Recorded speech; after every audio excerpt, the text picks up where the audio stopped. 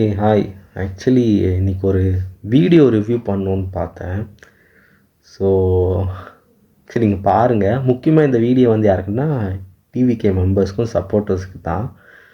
So இந்த கிளிப்பை அவங்க பார்த்தே ஆகணும். ஏன்னா அது statement given by Kamal sir. அப்படின்னா 4 இயர்ஸ் முன்னாடி கொடுத்த ஸ்டேட்மெண்ட் இது, 4 வருஷத்துக்கு முன்னாடி கொடுத்த ஸ்டேட்மெண்ட் இது. ஸோ நீங்கள் பாருங்களேன்.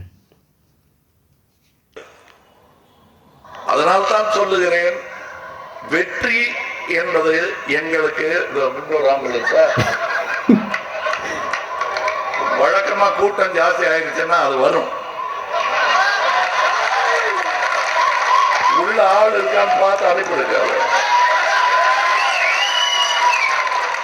இருந்தா இன்னும் வேகமா வழிவிட்டு அனுப்புங்க, இல்லைனாலும் அனுப்பிடுங்க. ஏன்னா பேச விடாம சத்தம் போட்டுக்கிட்டே இருப்பாங்க.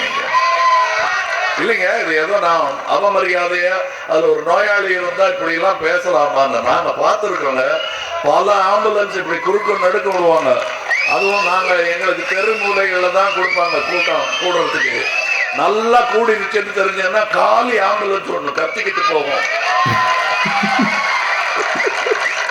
அது அவர்கள் குரலாகவே எனக்கு கேட்கும். ஐயோ ஐயோ ஐயோ ஐயோ இருக்காங்களே அப்படின்னு கேட்கும் எனக்கு சத்தம்.